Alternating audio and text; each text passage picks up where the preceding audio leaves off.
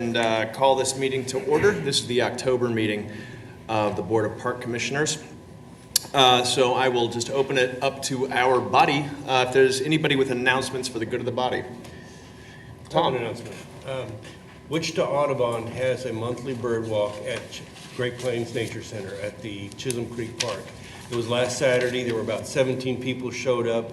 Some didn't have binoculars, some had nice binoculars, one guy had a big camera. Everybody's welcome to join, so you don't have to be professional. Usually those bird walks are before this park board meeting, but in November, it will be, the Saturday comes after the second Monday. So I'll remind you next month to come and join me at that. November's a good time. There's a lot of sparrows, there's gonna be hawks, there's other things around, so just make that invitation. Thank you very much. Any other announcements? All right, we're going to go ahead and move on to our public comment section, everybody's favorite. Let's start off with Calvin Cup. Calvin Cup.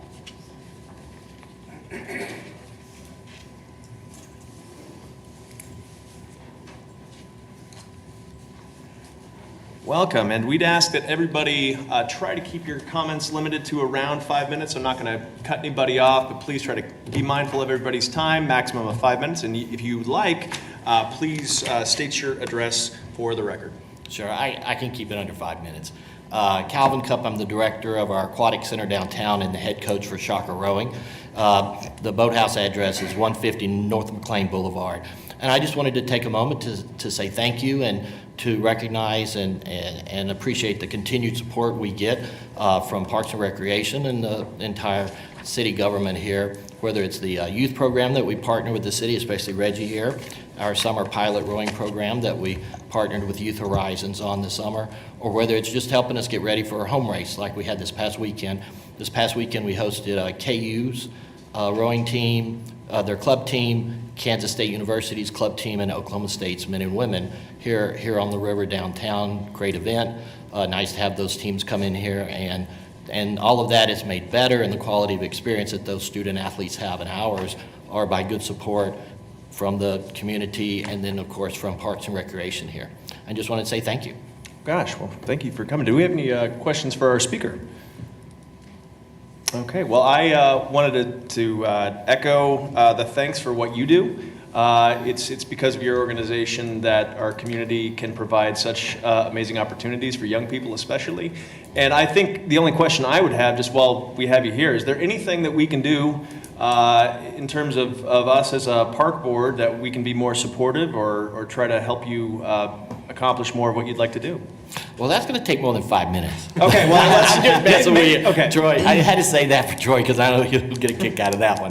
I think that part of what we just want to make sure people understand is we hear a lot about people saying we want to activate the river, we want to create activities and enrichment opportunities down there. That's what we've been doing, and that's what we're continuing to do. And now that we have a nice facility at River Vista, and now that we have these additional partnerships with the city and other user groups in town, such as the Kansas River Coalition and Wichita Clean Streams, we're able to do that. And we just want to make sure the community understands that what we're trying to do isn't just for Shocker Rowing, it's for the entire community. And that's really the cornerstone of that is our boats and bikes retail, whether it's an event people want to host or whether they just want to come out and rent a kayak for the afternoon or a pedal boat. What we're trying to do is activate the river and create community enrichment opportunities. And so what we're looking for is the same thing we've been looking for, which we're getting from people like Reggie and Dave McGuire and Troy, which is being in the loop, being considered and being made aware. You know, we want to see development downtown. We're excited about what's happening with the ballpark district, but we know that, for example, when the hotel is being built and they're renovating the sidewalks and the retaining walls, well, then that's going to impact the river. And coordinating those efforts together so that we can host events and activate and enrich the community while also allowing for development of what's happening downtown and the needs that those construction events will have. You know, those are some of the ongoing challenges that we know we need to continue to partner and work together and share good communications. Well, thank you very much for coming to speak today. Again, if there's anything else that any of us can do, please feel free to reach out. I know that I will hope to contact you afterwards. We can talk about hopefully some opportunities that we can work together. Excellent, thank you. Thank you, Mr. Coe. All right, next up, Jack Tomlinson. I'm Jack Thompson. Is it okay if my vice president speaks before? It's fantastic. Yeah, please go on. Good afternoon, everybody. My name is CJ Bruce. I serve as the Chief Operating Officer for Untamed Athletes. As you've seen, this is Jack Tomlinson. This is our Program Manager and our Vice President, Craig Nicholson. We are here to present our proposal for acquiring the South Rink of the Ice Center, the Wichita Ice Center here downtown. We are an athletic organization that specializes in bringing all athletics and treatment all up under one roof. We also have a nonprofit that is tagged to our organization where we serve underserved youth here in the city through athletic application as well as providing them with academic resources. So our desire to acquire that South Rink is to bring our organization finally up under one roof to be able to run all of our operations, which includes basketball, baseball, football, and then also strength and conditioning. So that South Rink would serve as the playing field to bring all of those in at one time. So we would be able to not only run our nonprofit organization, which is serving all of the youth here in town, but we'll also be able to open that rink to the Wichita area here downtown to provide that gym for people here in the area to be able to get their fitness in. So like I said, we're a one-stop shop athletic organization that specializes in skills development, but also we offer the massage therapy and the physical therapy aspect as well within our program. So we wanted to bring that here to you all. We thank you so much for having us here, and I'll let Jack say a few more words if you choose to. Yeah, thanks again for allowing us to be here. But I think what I want to get across is give you an insight from somebody not from Wichita. I'm from Columbus, Ohio. I came out here in 2019 to play for the Wichita Force, and I will be playing for the ICT regulators. But really just bringing more life to the Ice Center, right? Because I have athletes, hockey players I train, and they also work there.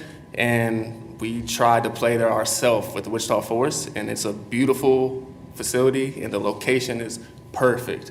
But it needs more life. I think it needs a second chance, and having a one-stop shop and having us upstairs and bringing all of our resources and athletes from all ages, all demographic, I think it could be a really beautiful thing at that location. So kind of just an insight from outside source. So.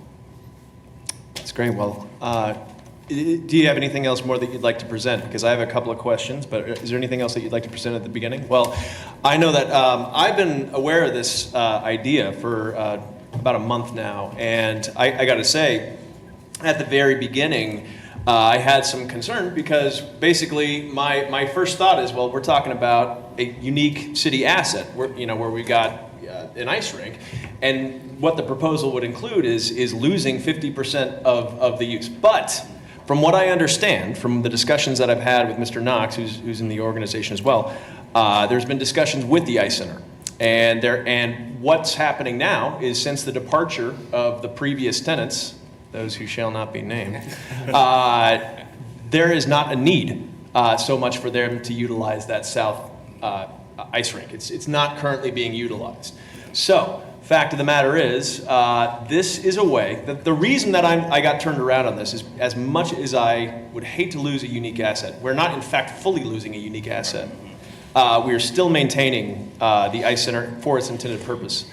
However, the good and the benefit that can come from this programming, in particular, providing opportunities, after-school opportunities to youth, I think the way you're coming about this is interesting. I think it's something that this community can benefit from strongly. I want to see people who want to take a risk and provide a benefit for our city to be given a chance to be heard. And that's why I'm supportive of this idea. I want to make certain that we're doing everything we can. That's why bringing it up here in public I think is incredibly important, that everybody knows that you've approached us and said, hey, we've got this idea, but you've also done the work of going to speak with the Ice Center. So what's been the discussions been like with the Ice Center? Sure. So we actually just successfully secured the top level of the Ice Center for us to run our nonprofit operation. So just to give a brief background, like I said, we work with at-risk youth, predominantly who have been touched by the justice system. So data shows that 44% of the youth that come through the juvenile justice system test in the moderate level of the leisure and recreation domain of their risk for reoffending assessment. 36% score in the high and 9% score in the very high, which means none of these students have anything to do after school. So what our program does is we pick them up from school, and then when we apply the athletic piece to, number one, get them off the street to give them something to do, but then also pour back into them the soft skills and the academic skills that they need for after they complete high school. So being able to utilize that second level is going to give us classrooms to be able to sit down with them and provide the tutoring that we do weekly, and then also just using it as a safe place to go. So if these kids are needing some help with school outside of our hours, they're able to come. If they're needing just some mentorship, they're able to be around positive influences. So we have secured that second level, like I said, for our nonprofit organization, but bringing in that ground level is going to be groundbreaking. That's fantastic. Do we have questions for our speakers? Troy, so the Ice Center right now is leased by, remind me the organization's name? Rink Management Services. And so do they have oversee control of that second rink? They are. Currently, we are working on the chiller, and we're working on some other items in regards to the dehumidifying system to get the second ice sheet going forward. So there's a lot of questions about this. I was a little surprised by the visit right now, because I do know that they met with Rink Management Services to secure the second level. There are many plans to really operate the Ice Center with 2 sheets of ice. There's many folks that really rely on that. There's also all the ice shows that we bring into town that have a huge economic impact on that. So at this point in time, when we had our discussion, it was primarily that we were going to still move forward with the focus on repairing the ice rink for 2 sheets of ice, the way it's supposed to be operated. The demand right now is kind of tainted because we are down 1 sheet of ice. And I think it's really important that we ask Rink Management Services to operate as fully as they can with 2 sheets of ice to see how far they go. If and when that's not successful, then at that point in time, I think it's important to go and look at other options for the ice rink. That was what was discussed, and that's kind of what we've been sharing with Rink Management Services.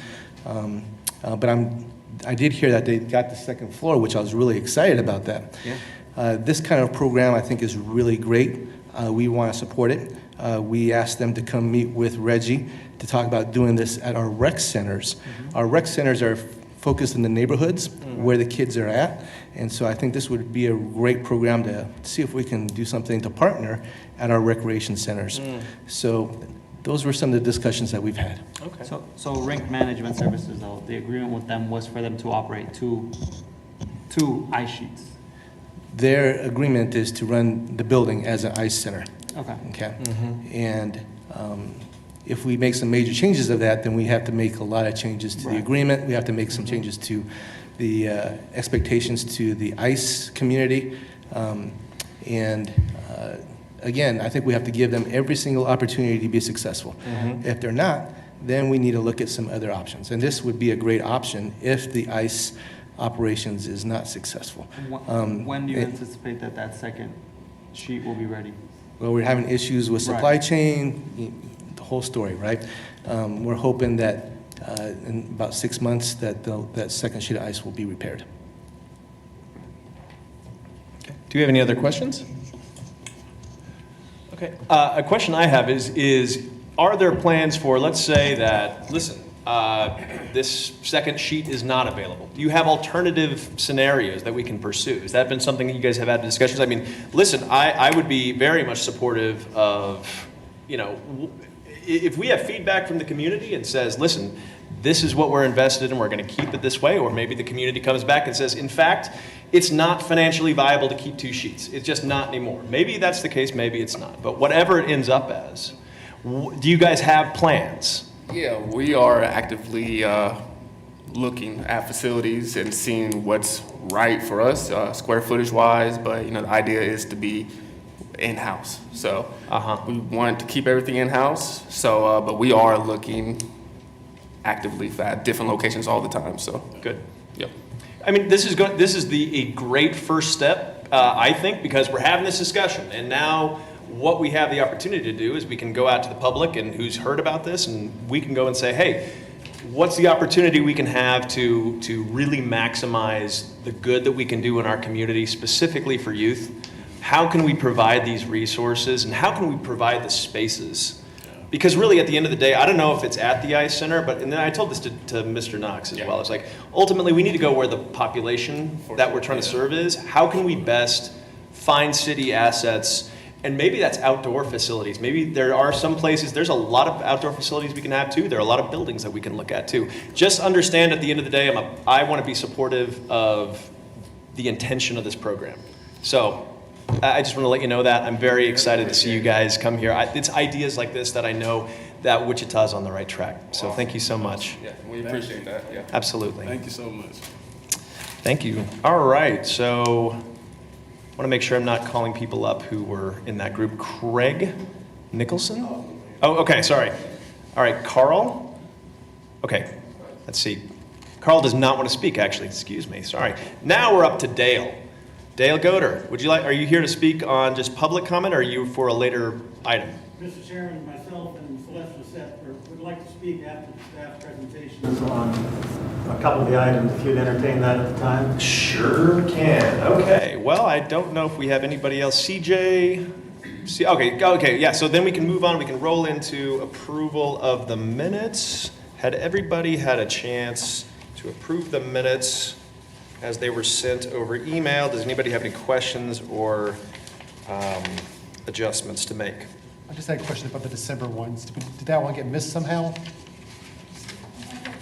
I'll have to check and see. I thought we Okay. already had done December, but I think we did that one earlier. Did we do, okay. Yeah. just- All right, did we do that? I thought we did.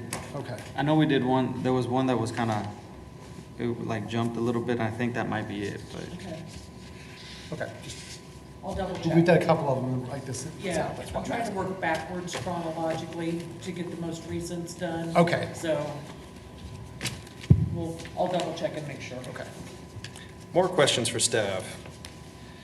Seeing none, I will make the motion to approve the recommended action to approve, sign, and file the minutes of September 12th, 2022, August 8th, 2022, and December 13th, 2021, the minutes of the Board of Park Commissioners' regular meetings. Do I have a second? Second.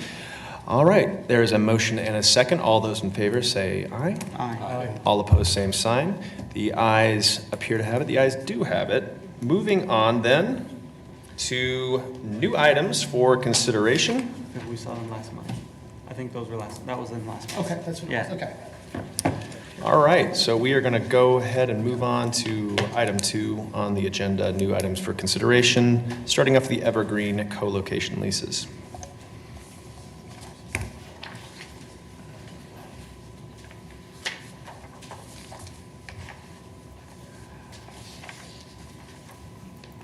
That's it. That's it. Thank you. Good afternoon. Jerry Ford with the City of Wichita's Real Estate Office. The item before you is in regards to two tenant leases at the Evergreen Community and Library Center.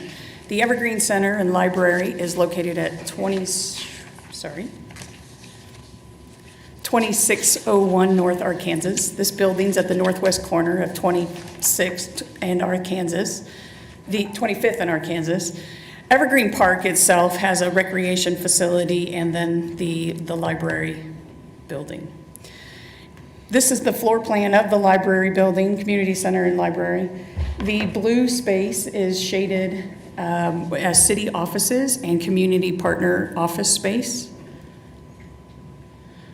A couple of the community partners that we're reviewing today are Empower, And Empower works with programming in education and workforce and small business development for individuals in that area.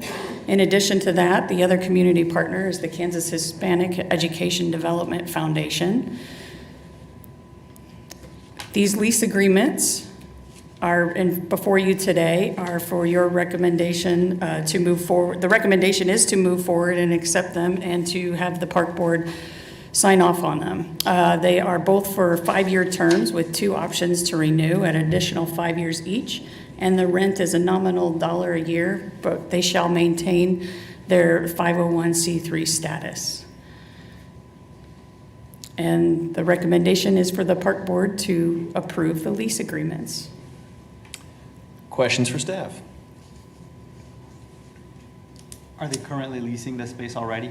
Yes, the reason for this item today is because both are already in occupancy. They moved in under the pretense of the city of Wichita, so they need to be signed off on by park board. So we don't have an actual agreement though yet with them? Yes, we do have a lease agreement with them now. Oh, okay. Is this just the same thing then? It's just a renewal? It's formalizing the lease Okay. itself. Okay. Any other questions for staff? Who's just? Okay, well, seeing as this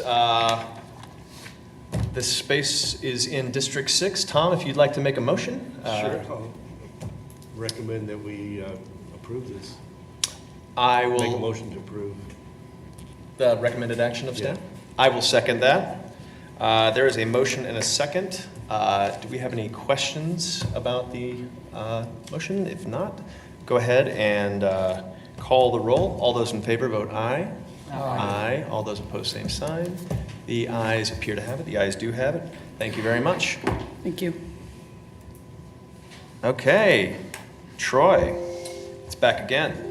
Lay out some pickleball news. All right, so as you guys all know, we have some CIP dollars set aside for our pickleball complex down at South Lakes. And Larry's going to do a presentation. We have come up with a concept plan for it, and we have shared that with Dab and a couple other folks as well. So here you go. You get the chance to see it. This is pretty new, and we're pretty excited about it.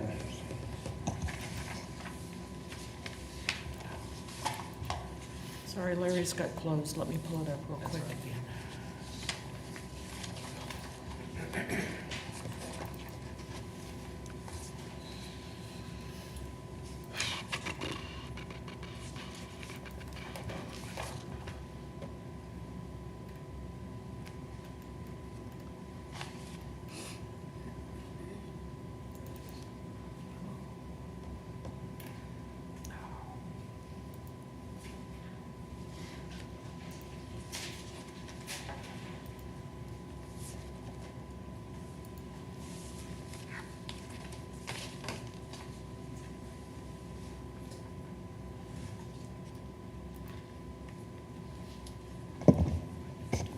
So in the meantime, a couple items with this. We met with USA Pickleball and shared the design with USA Pickleball. They gave us some really good feedback about what looks good, what looks bad. They made some suggestions to us. We've also met with the pickleball community folks here in Wichita. There's a group that's called Pickleball Ambassadors, and some of the folks that actually are very much involved with pickleball here in the community. And Becky Middleton, who has come to visit us here a couple times, and they gave us a lot of good feedback as well. So we had a lot of things that we considered in regards to what the design is all about, including the setting of the sun and how that might have an impact in your eyesight, the wind direction. So there's a lot of things that we took into consideration with this design. And so we're looking down at South Lakes, and I think we're ready. Good afternoon. As Troy mentioned, this is an exciting project that we're getting ready to embark on in South Wichita, South Lakes. So I'm just going to take you through these slides. South Lakes is a 240-acre park in South Wichita. It has football fields, a softball complex, has some fishing lakes and some open spaces. There's been $3 million that's been allocated for this project in our capital improvement program. Professional Engineering Consultants is the company we've been working with to plan this complex. They were selected. Park staff and PEC has met, as Troy's mentioned, with the pickleball community as well as Pickleball, USA Pickleball, and have reviewed this concept you're going to be seeing this afternoon. And on October 3rd, this was last week, we did present this plan to the DAB4. This is a site map that gives you kind of an overall view of where South Lakes is in South Wichita, 47th Street Meridian area. The project site you'll see here on the screen is on the north end of the park by 47th Street.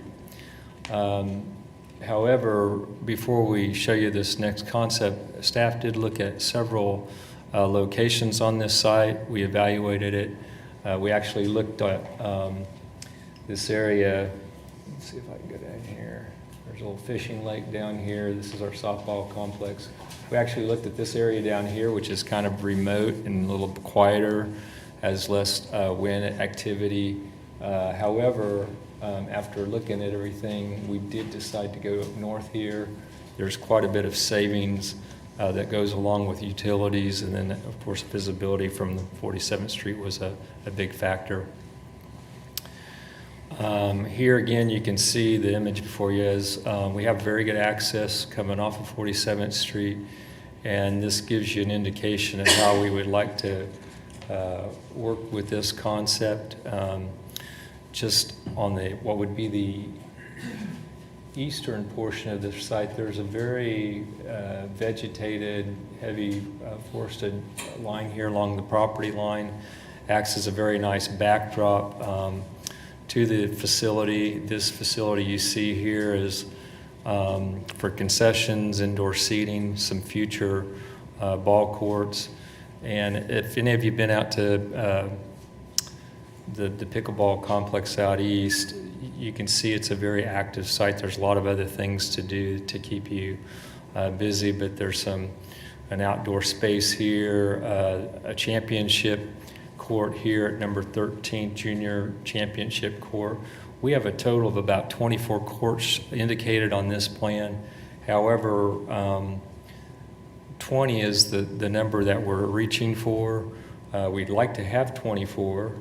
Ultimately, that's a number that the DAB4 was highly recommending for us. So all the outdoor courts you see is 24 numbered, but 20 is what we had initially budgeted for. This site in South Wichita does have, it's a very windy site. It's very open, and with that, we plan to do quite a bit of berming and landscaping to help mitigate the winds. It's an important factor. And then, of course, the other factor that's very important is having some shade. You'll see a number of shade, fabric shade facilities. These could be permanent. And so item number 15, I think, indicates that. Just kind of bouncing around here, but this middle section is where the championship court area is at. We intend to have some stadium seating in there, as well as some more shade facilities. And this is also ideal. I'm going to go to the next slide here. This is also ideal because we will be able to utilize this facility in a way to actually cordon it off from the rest of the site. Kind of going back here. If you go back here, you can see this area of South Lakes is currently being utilized for football. And so by having it up here, this allows us to actually have it gated at the north end for special events and stuff. So this is an important programming aspect to utilizing this site as well. And you can see here, we don't feel like we want to have this as being a food service area within the, I mean, we may have some concessions here, but we want to take advantage of the idea of using food trucks to come to this facility. So this area you can see down here are food trucks to help facilitate this very active area of the site. Troy, is there anything you wanted to add to this? there was some things that were important to you to embellish upon. So when we started off with $3 million, that was 3 years ago when we kind of put that budget together. And I was looking at that time what the cost of concrete was, because this is a post-tension courts, I should say. So the post-tension courts, it's a cable of steel that goes through it and kind of sandwiches everything together. That's our standard, and that's something that we really like because we know it's going to be around for a long time and really reduces the maintenance. So $3 million was the number that we came up with as we kind of calculated concrete and a building and the utilities. I do believe we'll be far short of that number. So talking to Councilmember Blueball as far as some other options, and we might be looking at needing to get some more funding in the future, but we definitely want to get what we can with $3 million. And so the idea and the thought of 24 courts, I think we had this discussion here, would really be a great asset for hosting large tournaments, but even with 20 courts, we can do that as well. So at a minimum, we would truly would hope to get 20 courts, and at least half of them lit as well. We'll put the conduit in, and if we can't get all the lighting in place in the future, that might be another phase. The indoor portions of this is definitely another phase. The indoor portions would be something that we would add on for additional lessons, for operating this through the winter months. There would be some more tournaments as well as leagues that could be hosted indoors.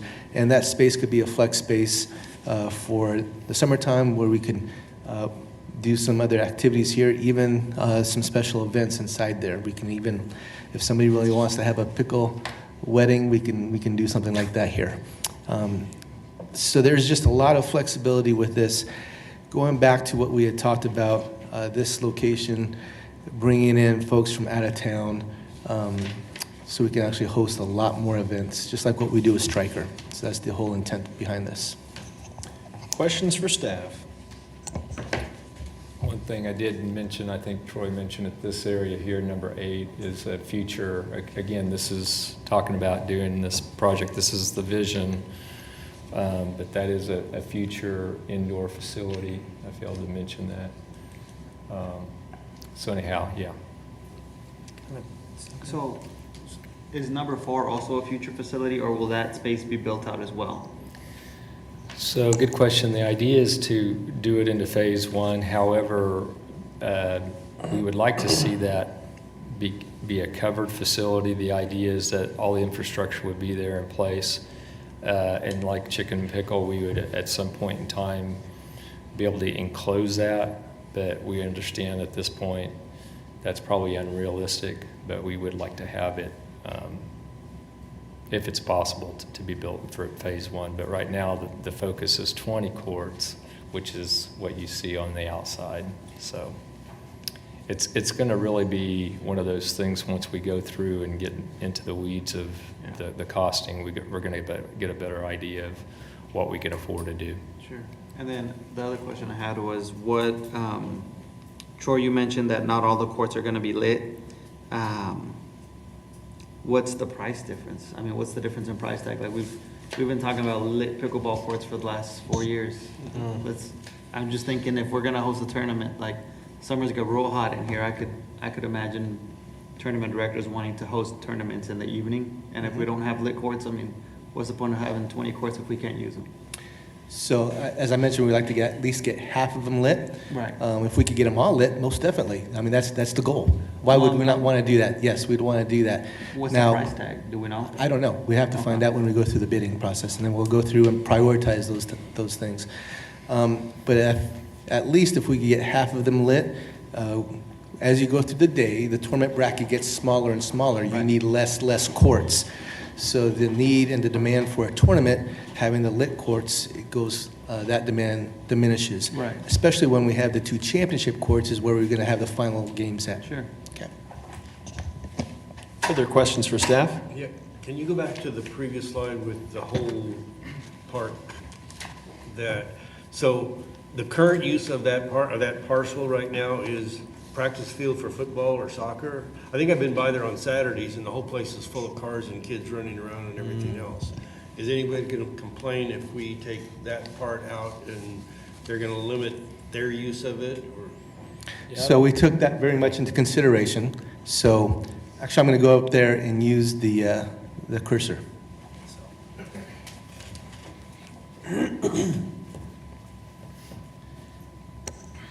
So a couple of things to know about this situation. We have 1, 2, 3, 4, 5, 6, 7, 8, approximately 15 soccer fields here.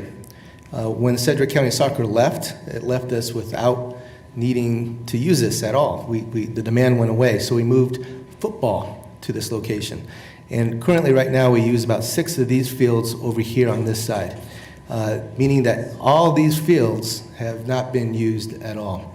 And we don't really foresee a whole lot of usage until we do something different with our programming, with the way we do arrangements and agreements with other sports providers. So this idea of giving up this one soccer field up on the very north side of the complex really kind of made a whole lot of sense. So on Saturdays and Sundays, it does look a little bit busy because we do have football going on here, or some other types of activities. We have adult football here as well. We have some other soccer practice going on here as well. But the demand is really not that strong at all. So that was the whole idea of why we chose this location. Troy, you also mentioned in the presentation that it would allow you to close the gate or something like that if you're doing a private event or if there's something going on. Right. If that's closed, how will people access those other fields? Or I guess, are we just gonna have to schedule around those things? So Or over is there here at the another baseball access? complex, and softball complex, there's actually an entrance over here on this side. Okay, so that's how they get in and out. Again, primarily, when we only use these fields is only on Saturdays or Sundays or on the weekends. So the idea of putting a gate over here actually keeps us from having people roaming around all those fields, because sometimes we'll have people out there walking their dogs, but they don't pick up after their dogs. These fields end up being manicured or lined for football, and we don't necessarily want that to get all messed up. So what we typically do is we close the gate up here at the driveway. But we would just end up putting the gate a little further down over here at this location. Okay. So those are gated anyways. Sure. We're just moving the gate a little bit further in. Okay. do those other fields have restroom facilities? And this, I presume, may attract some of the Saturday players. So there's a restaurant facility, there's a restroom facility over here as well as a concession stand that currently we don't even use because we'll bring in food trucks for the most part, or actually each one of these teams bring in their own concessions and they sell, and that's how they do fundraisers. Over here, in this part of the building would be restrooms for the pickleball, okay? So generally, this pickleball complex is going to be operating independently from the rest of the location. Do we have any further questions? What is the plan that Reggie and Rec staff the? Yes, currently we have a gentleman named Noy. He's our pickleball pro. He's on contract, and the idea would be that that person would operate this area for us. There might be a fee. If there is a fee, it's going to be very similar to what we have over at Riverside, which would be $1 a court or $1 a person. That revenue would go back into this location to continue the maintenance and operation of it. The tournaments, as well as the leagues, as well as lessons, as well as clinics, those are all money makers in regards to programming, and again, those would go back into this facility. So it'd be operated very similar to what we have over at Riverside, but just pickleball instead of tennis. Mm-hmm. Thank you. Further questions?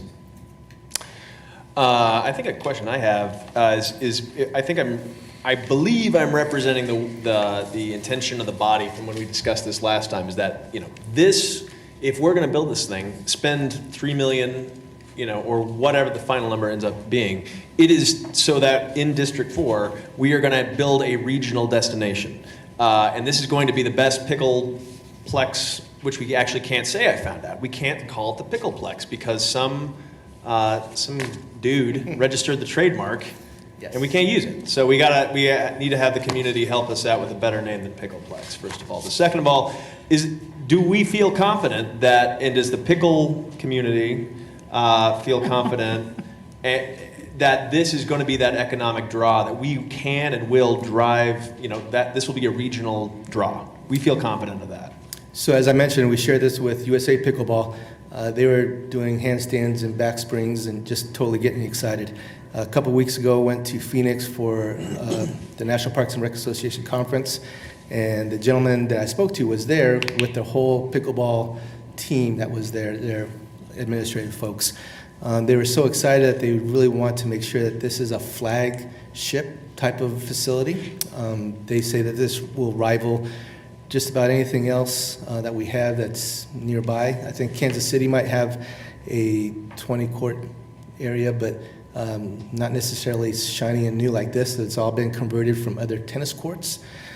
So they were really excited about this, so much that they are talking about doing some other economic development studies with us when we get this going, as well as health and wellness studies that they want to do with us as well. So I think I've done a pretty good job of making good friends with them, and they're pretty excited. When we met with the local pickleball folks, they too thought this was a home run. Yes, you'd want to have 24 courts. Yes, you would want to have 40 courts. Yes, you would want to have 80 courts. Yes, just all those things. But what we're looking at now is, if we get 20 in there, I think that would really get us the foundation that we need to grow and be bigger and better. Having the flexibility to put in the indoor courts later on, I think will just make this a great draw. Talking to some of the folks, the idea of having more economic development happening here will just feed on itself on all the other things that are going on. So we want to have more softball going on. We would love to be able to use the rest of the fields and the rest of the space that we have here. Eventually, maybe even doing a master plan that could plan for all this. This gentleman right here is a piece of property that we've been wanting to buy for a long time, but his price is way out of range. But we have some areas over here that is undeveloped that we can do some things as well. So when we met with the consultants on this, God, now that's almost a year and a half ago, they were seeing this as an opportunity to have some economic impact in this part of town. So the more that we build on this, it all starts to build on itself. Maybe we can get a hotel that comes down there a year or two down the road. And then from that, maybe there's a restaurant or two that will come down the road. So this might be the catalyst that might get us where we want to go. That's my wavelength. That's really why, my intention, listen, I would love, an absolute 80 pickleplex complex. That'd be amazing. But ultimately at the end of the day, it is the economic development opportunity for South Wichita that since we lost those soccer fields down there, I know that it's been a net negative, frankly, for the South Side. And I think that if we can have something new and exciting and different, that's supportive. I'm supportive of such things. I'm most especially supportive of a master plan discussion.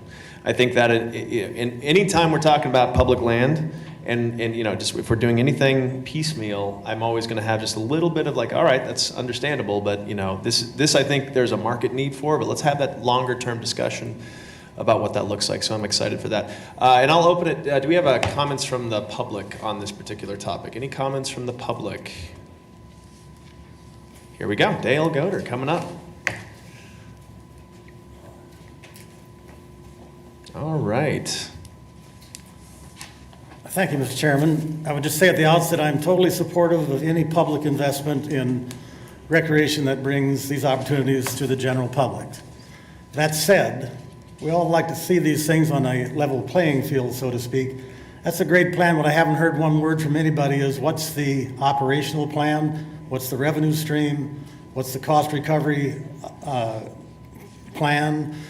Will there be enough revenue to maintain it going forward, or is this going to be a subsidized operation, which I'm not against, of course, but to be accountable, wouldn't you want to know that now before you commit? Is there a business model here that will identify how much money is going to come in? What's the rate structure going to be? I think you're going to have a rounds revenue report for golf shortly. Golf is held to a certain standard. These days are over. You're going to have to step up on all these programs and apply the same standards as you do to golf. Golf's doing great, and it'll be under scrutiny for rate increases to be self-supporting. And if the philosophy of the city is to provide these opportunities and be subsidized, and we want that to be extended perhaps to golf down the road as well. You got to be consistent, but it's disappointing that nobody is asking this revenue question up front before we go down the road. I know the tennis center is not self-supporting. I think a few years ago, Reggie made a presentation about all the costs associated with it. It's a subsidized operation. I'm fine with that. But let's start being accountable, transparent, and upfront about what it costs so you know going in. Thank you, sir. Thank you very much. Would you stand for questions, or do we have? I mean, I think actually, frankly, that's something that I'm interested in, because when I think about this big capital investment, I want to know, is there, if the reason I'm asking about these championship regional destinations, and because I swear to God, I'd be the first person on the phone to Vlasic Pickles and saying, this is the Vlasic Pickle Classic, we're going to have this be, I'm not even kidding, like that's the kind of way, if we're going to be building this championship place, I want this to be the Wembley Stadium of pickleball. That we have, Rolex sponsoring. This is the kind of attitude. If we're going to be building these facilities, I want them excellent. And I want the attitudes that we have excellent facilities that deserve these kind of sponsors. So I'm confident that can happen. Frankly, I really am excited to have these discussions about transparency and what the operating model looks like. I don't think we have an answer to that right now. We don't know, because this is a capital investment that we're talking about. What are the steps that we can build towards some long-term sustainability? I think is a good question. I think tournaments would probably be a huge part of that, and I'll shut up and let you answer. Well, definitely would like to have a lot of this revenue come back to the facility, similar to what we do with the ice rink as well as with golf. So the idea of whether it's going to be subsidized or not really depends on the demand, really depends on the model that we want to move forward with, depends on the size, depends on a lot of different items that I don't have the answers to yet. As we move forward, we will definitely have things in our budget that we hold ourselves accountable for, just like we do currently right now in our budget. Whether it's, there's always revenue goals that we have for each one of our rec centers, for our swimming pools, for the tennis center. Those are all things that go into our budget. And we match that with the amount of use and the amount of expectations. Are people willing to pay for this, or are they not? Those are all questions that we need to come up with. So, have we asked pickleball folks, could they reach out to other communities that have done something similar to this and how they operate those functions? Well, we've already done that. We've met with our consultants, and our consultants gave us some modeling items that we can look at. Well, I mean, how they operate. Like, yeah. Is it enterprise fund? Is it, that's what I'm asking. Yeah, we have a lot of that information already through our consultant. Okay. Can you share that with us? Sure. Okay. I think part of it too, though, is we've been talking about pickleball for the last, at least since I've been here, 4 or 5 months. And so, although the question may not have been necessarily formed or presented, I feel like, at least on my end, it's because we've been focusing a lot on pickleball numbers and revenue and how to have it make sense.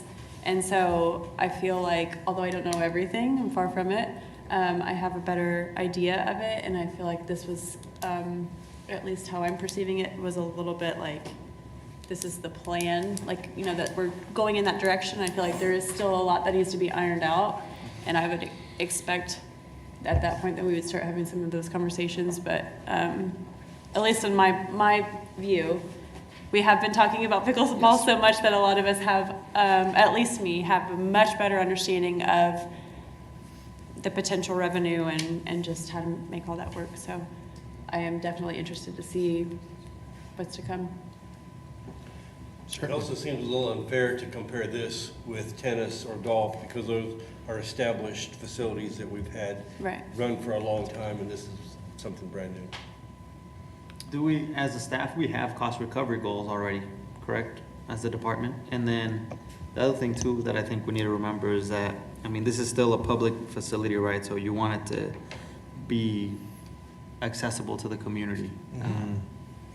Yeah, those are all things, you're right, we do have cost recovery within our budget. Reggie looks at that, because I ask him about them all the time. Right, we see it once a month. In fact, I think he's going to talk a little bit about swimming pool cost recovery from this past season. So those are all things that are budgeted. Those are all things that we want to work with the council in regards to what's the philosophy in regards to public access, what's the philosophy with, is it going to be something like Stryker, which is something that's not accessible by everybody in the community. So those are, we need to find the right balance.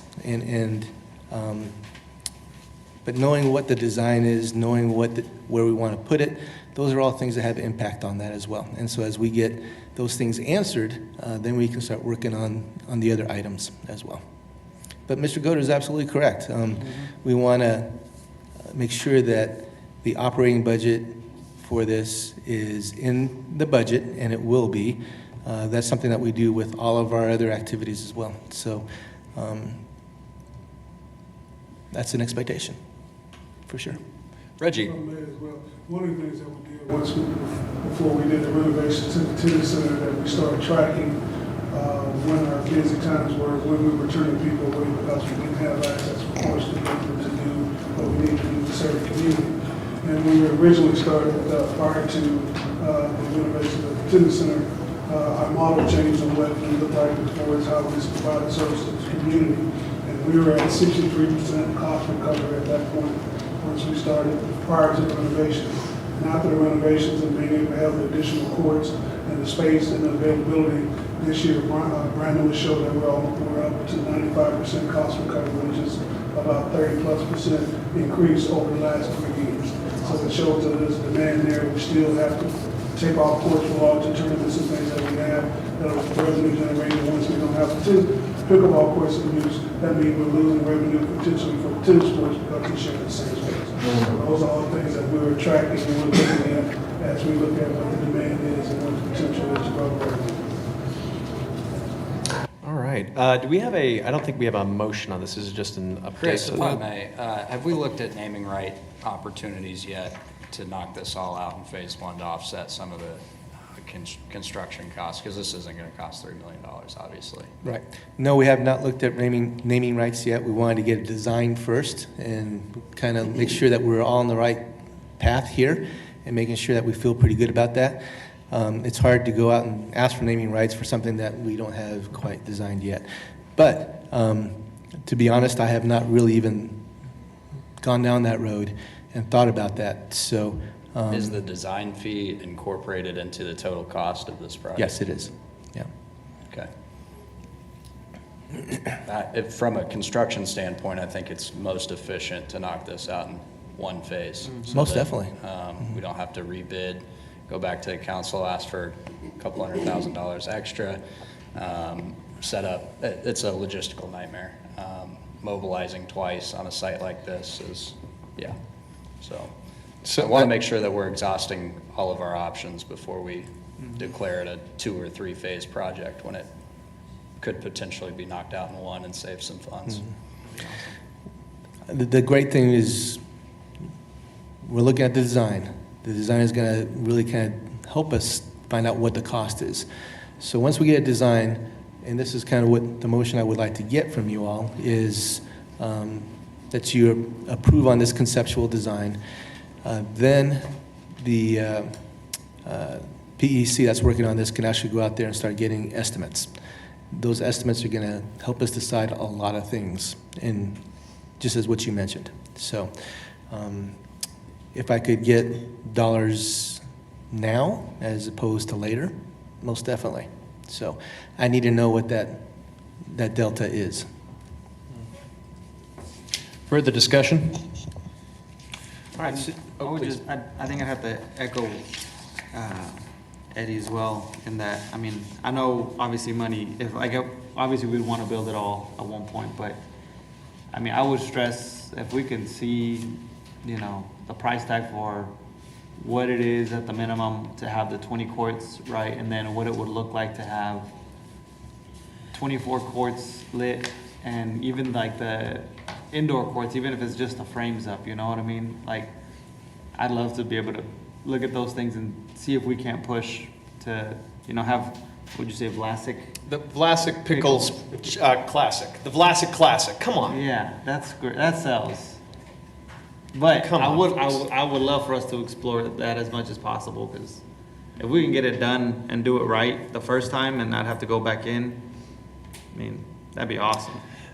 So perhaps when I work with clients, I try to give them a couple different options. I give them the platinum, the gold, the silver, the bronze. And I get the duct tape plan. The duct tape plan is minimum of 20 courts, and say let's get a menu options of it. If we could get a couple of those, I think that would be smart. So if that's possible. So I think what you're looking at here, if you're looking platinum, gold, silver, this would definitely be like the silver, not the duct tape. Okay. This is not the duct tape. Okay, gotcha. Just want to make sure that you're very aware of that. I got you. Because if it was duct tape, we would be transforming tennis courts into pickleball courts, or we would just put 12 tennis or pickleball courts all in one nice little square and just call that a day. Very good. I think what you're asking for is an opinion of cost, which should come with the help of PEC and Sheldon throughout the process. So I think I get where you're going with that. We have a question from the audience. Did you want to come speak in the microphone? Oh, it was from Celeste. No, Lucia was. Or did you have a question, Lucia? No, I saw her. So I'm sorry. Okay. No, Forgive me. Thank you, I appreciate help it. her, so. This is my first time here, so I don't know how this all works, but real quick, was the soccer nonprofit that got kicked out the one that got kicked out of Stryker? Because they are no longer in existence. When you went for the Forum Soccer in Stryker, they did, lose their ability to conduct soccer. So have they had an opportunity to know that these fields can be used by them, or are they completely out of existence now? I think they're completely out, aren't they? So you're talking about Cedric County Soccer Yes. Association. Yes. So when Stryker was completed, they began their own league. Which was a direct competition with Cedric County Soccer. A lot of those kids went to the shiny new facility, and Cedric County Soccer lost participation, and therefore they closed the league altogether. There's still an opportunity here to use these fields, and we also have another park that's nearby that has additional soccer fields as well. We've been talking to a few other folks about a new league and leasing these fields out, just like what we do with softball and some other sports as well. So there is still potential to use these fields, and that's why there's all these fields still there. We can still use them. Okay. Well, since this site lands in District 4, if Commissioner Sherman, if you'd like to make a motion to accept the renderings for proceeding, or instruct staff to proceed with these renderings. That's a correct motion? So you can make that motion if you'd like. What was all this word? I would like to make that motion. Sorry. What's the best way to I do say? support it, so Sorry. you said a lot, though. I did. How do we say this more simply? I would say something similar to a recommendation to the board to support the current renderings and to move forward with estimates of cost. Okay, so I would recommend moving forward with the recommendation of the pickleball, I guess we can't call it that anymore, the pickleball concept. There you go. All right, I will second that motion. Okay, we have a motion and a second. Let's go ahead and take the roll. All those in favor vote aye. Aye. All those opposed, same sign. The ayes appears to have it. The ayes do have it. Let's go ahead and move on to the final piece for new business. And this is something very quickly we will run through.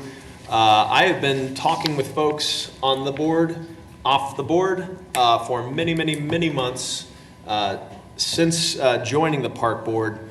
And just as a piece of understanding that, listen, there's a lot of things that go on in the department, this sprawling department with a lot of different assets all over the city, a lot of different people working for it. There's a lot of stuff going on. I think it would be a great opportunity for a reset and for a discussion next month. And that's why I would like to propose that next month, on the 18th of November, which is a Friday, to have a 2-hour public retreat, meaning that the public can come. They can watch along with us. They cannot participate. This will be a retreat for us. This is a retreat for us as members of the park board to come together after spending the next month. The intention here being, I would like to give the opportunity for the public to contact each of us, to speak to your district advisory boards, to speak with your members of the city council, and talk about what parks in Wichita mean to you. Does it mean perhaps going to play golf every day? I know people who do that. They're sitting right over there. That's what parks is for some folks. Parks is also taking your dog out for a walk and utilizing some of our assets. Parks could also be questioning some of the contracts we have with some of our mowing services. Parks can also be traveling downtown to go use the river and activate the river in that way. It's many different things that parks are. And it's really difficult to keep track of all of them. And what we do have right now is the opportunity to discuss priorities for Wichita moving forward. And we can really set the tone for this body and set in motion some of the things that we would like to do over the coming years as a community. I think it's time to have these discussions because we've been talking about trees, we've been talking about pickleball, we've been talking about golf, but through all of this, I would like to build a coherent discussion about our priorities and values. So that's why I wanted to put that forward and give a chance for questions. If anybody on the board has any questions about this, I'd be happy to discuss them. What time were you thinking? Before the end of the day. It'd be like a daytime retreat, Okay. if possible. Just because it is a Friday, I don't want to keep people there outside of work hours. Understanding that the public, while that is also during work hours, but I'd like it to be on YouTube, that folks can watch along and participate and see what's going on, and we can get a chance to ask all of the questions that we've never been able to have answered. So I think it'd be really smart to use the time to kind of do some prep work and give the opportunity to send questions to staff, possibly with some lead time that they could find answers for us. And the understanding that at the end of this, that doesn't mean all the questions are answered. It just means that we're starting to have the discussion to move in that direction. Can we post it on the forum like we did for this Absolutely. next topic as well? Sure. Because I think that's very helpful, I think. Yes. My intention is to encourage as much public input as possible, and I mean on everything. If you got if parks to you means the park nearest to your house, I want to hear what your concern is about it, and I want to see how we can be more equitable with how we're handling our assets, making certain our access is where it needs to be for everybody. And those are some really core discussions I think that every city should have from time to time, just because it gives people a chance to remember what our priorities are, and so we're best serving the public. So the other thing I would like to also mention is that if you have issues and topics you'd like to discuss specifically, ahead of time, send them my way. And I'm speaking to the board members here. If you've got things that you would like to discuss that people in your neighborhoods are talking about, let's talk about them, those specific things. So please take the next month. Talk to your council members, talk to your neighbors, encourage people to go to their DABs and talk about this. I'm going to ask the DABs to have this as a point of discussion as well, just so we can all come together feeling as confident as possible to address some of these issues. So with that, I will take any other questions that folks have. I can't do the 18th. Shoot. Okay. Well, I can want do to. the one before or after. There is no hard and set date on that. We just picked a particular day. So why don't we actually just, number one, that we can confirm. That'd be great. The 18's tough. Let's just confirm a date first. So I will make a motion that we will have a November retreat on a date to be determined, on a day that as many people on this body can go. So I would like to make that motion, and if I could have a second. I'll second. All right, we got a motion and a second for our November retreat. So we will open up the roll, and all those in favor, please vote aye. Aye. All those opposed, same sign. The ayes appear to have it. The ayes do have it. Moving forward to a continuation of prior business, we are going to move into comments concerning the Hyatt Land Act. Excuse me. Sorry, Troy. So, Katie, do you have the list of subject matter items? So you had asked for us to place on social media some ideas of some topics for the retreat. Oh, thank you. And- So and- the survey in front of you is what Shanna and I had put together. Yes, We thank had discussed maybe a survey would be a better way than putting it on forum, just to let people kind of privately say their thoughts on what they would like you to talk about. And we find that guided discussions tend to be a little bit more effective than sort of open-ended. So that's why we listed out some past park board topics, just areas of Park and Rec that are meaningful to them, and then open it up for further discussion from that point. So if you are okay with this Oh, yeah. format for the survey, then we could go ahead and get this posted, a couple weeks before the decided date to get that feedback. And I feel like a lot of people are more likely to submit this survey than they would to reach out directly, just because it's easier. Absolutely. Yeah. No, hey, I'm so sorry. This totally slipped my mind. So this will be on forum? This would be on like SurveyMonkey Okay, instead of gotcha. on forum, just so that it's private and more encouraging for people to say their own personal thoughts on parks rather than engaging That's on great. forum. We don't tend to see as much feedback on forum as we would like, so we think that this private survey might be more effective.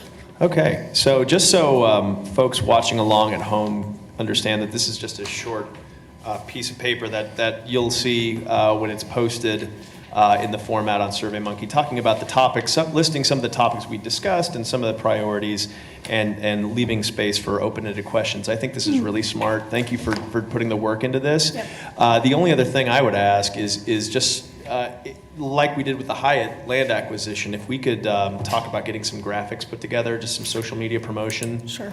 That'll really drive people to participate in that. Yeah, and on those social posts, we can, obviously post a link to this survey, as well as encouraging them to reach out to you directly if they are more comfortable with that format. Super. Yeah. Thanks. Yeah, and make certain that once we do get the date and location confirmed, we'll put that link on there definitely. as well. Do we have any questions for staff on this particular topic? Any other questions? Okay. I just want to note really quick, considering this probably a special meeting, Yeah. just for terms of our bylaws, so we're going to only focus on the retreat aspects or everything, but just so it functions as an actual meeting under our bylaws, we're probably going to categorize it as a special meeting called by the president here. Okay. Just so if you see that in the notes and everything, I wanted to bring that up just so we're authorized to have the meeting. Understand. Okay, Thank you. thank you very much, and thank you for I apologize for not mentioning that. Oh, God, I should have been quicker on it. No, my bad. And we do have to announce it ahead of time. I do believe typically we do that.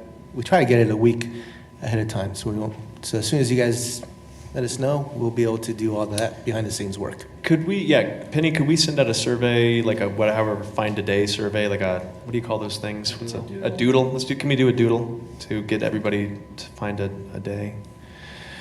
Okay, anything else before I jump into the next thing? Excuse me. Okay, all right, now we are ready for item 3, continuation on prior business regarding the Hyatt land acquisition discussion. And so, by all means, come on in.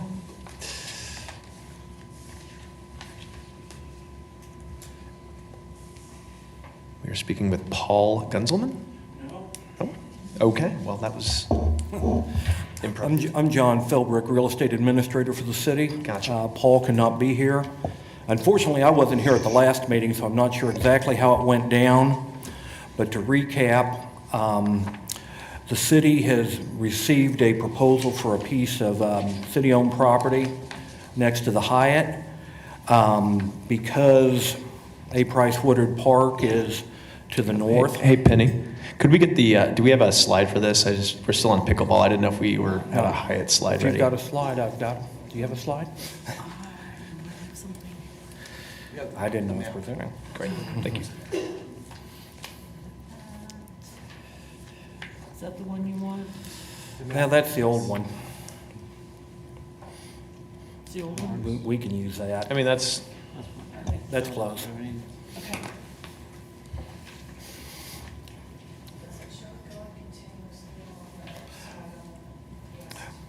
all right. This is an older slide of the site. There was an exhibit presented with the contract that showed the actual site size, which now runs along the west side of the Hyatt, basically down to the high water mark. But the Hyatt has made an offer to acquire this property from the city to expand the hotel, build a second tower, and we brought this to the park board for any recommendations or comments before it goes to city council. And it was sent for a month's worth of comments, and I guess that's what we're going to hear now. So, Okay. Do we have anything else, Troy, that you'd like to add first? So I think some of the things that we talked about last time was that the proceeds were going to be going back towards the park. And after doing a little bit more research on the contract, the sale price is roughly about $200,000, and that money would be going back to the park for any kind of improvements to the park. It would be at the discretion of our staff to spend that money. Obviously, we'd want to work with the Hyatt to make sure that we get their thoughts and opinion of that as well. So I just wanted to make sure that you guys understood that. I wanted to make, I had some questions about that, so I wanted to make sure. So, yeah. Okay, do we have questions for staff?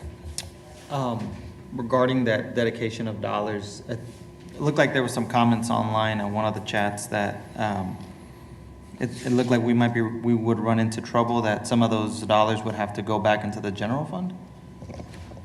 Or can we clarify that all of those dollars, whatever those dollars that are sold, proceeds are raised, would go directly into the enhancement of A-Price order? So I think I just mentioned that, yeah, I wanted to double check that.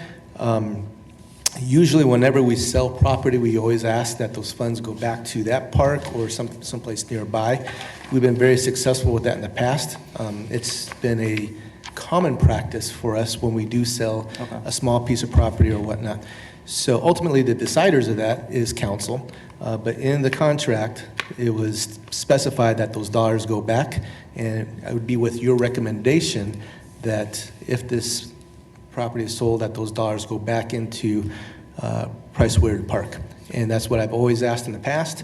We've had several different pieces of property that we've sold, anywhere from, I think the smallest has been somewhere about 200, 300 square feet, because it was a house that was adjacent to the park. Right.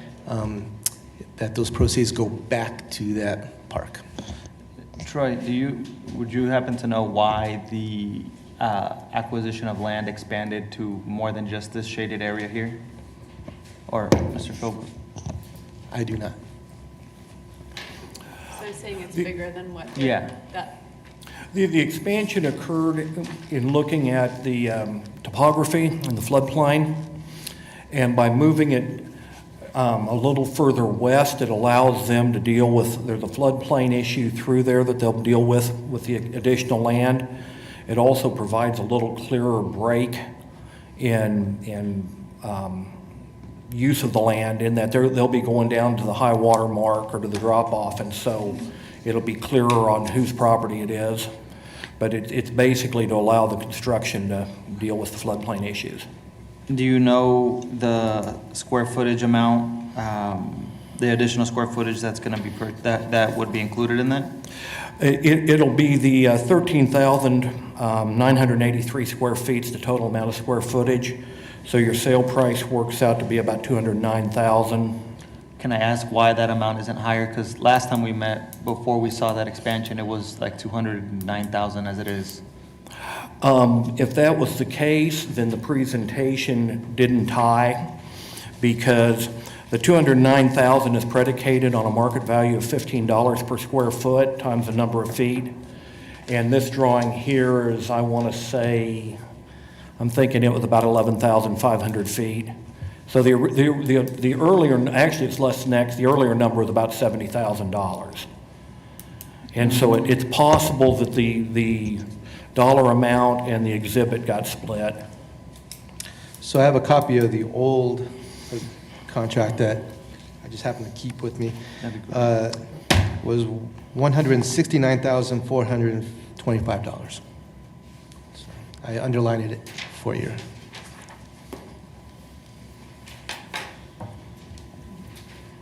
I could have sworn the last time we met, it was about $200,000 was the purchase price. Am I? Yeah, it was over $200,000. Yeah. Yeah, please. that's what was Yep. communicated to us. Can you help us out here? Yeah, I'm Greg Tice, the architect. Why don't just speaking to the microphone, state your name for the record. So hi, I'm Greg Tice with SPT Architecture as the one of the agents for the owner. This was the old one, and John is right, that was $170,000. It was always based on $15 a square foot.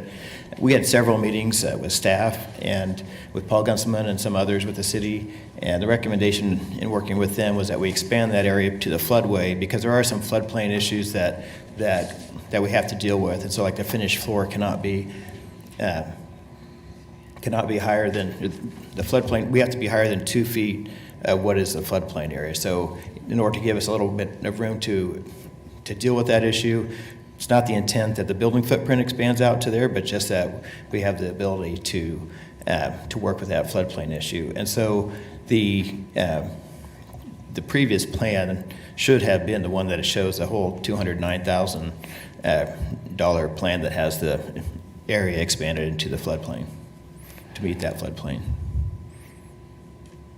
Greg, I have a basic question. What's going in there? So the purpose of the plan is to basically build more banquet rooms and exhibition space to support and be what already goes on there. The Hyatt has to turn away a lot of business because they do not have enough exhibition space and enough and banquet rooms. So, sorry. And Laura Arbor is here with the Hyatt as well, if you have any questions for her. And we have Dustin Marsh, who is the landscape architect on the project. So it is basically banquet rooms and exhibit hall space. Additionally, there could be more rooms built as a second tower as well. Okay. Oh, a second tower, potentially, you say? Correct. Okay. That could be neat. That is still to be determined. I don't want to commit to anything at this point. You heard it here first. Just kidding. Understand. Further questions for Greg? I don't know if you're the one or over here. I'm not familiar with the history of how or when the Hyatt was built, but was this land considered at that time as part of the sale or part of an expansion? No, basically the sale of the previous property, the footprint or the property lines are all based on the boundary of the exterior walls of the buildings. So that's why the city owns everything up to the buildings at this point. But the original didn't include this expansion or possible expansion to this new? Not to my knowledge, but I really wouldn't have that information. Why wouldn't you? I wasn't around when they were doing that at the time, so I don't know. I think, in just talking to the city, originally they didn't want us to expand and have our property line outside of our building footprint because it allows the city to control those areas, and there has to be some coordination of improvements and of upkeep of the landscape areas, and I think it was probably just such that they just wanted to be able to maintain that themselves.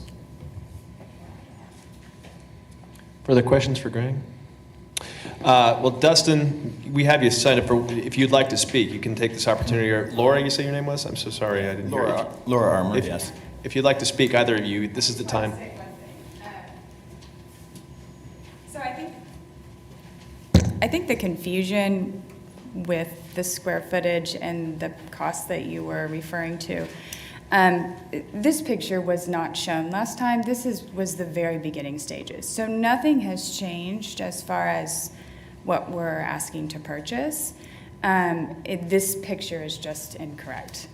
So the 209,000 we have not expanded from the original request of land. It's exactly the same. So the picture that was on the Facebook page for the city of Wichita, that is the correct, that's the correct acreage. It's 0.33 acres. So I just wanted to clarify that because there seemed to be some confusion, so. I have a question. How many trees are we losing? Net. Yeah, this is my turn.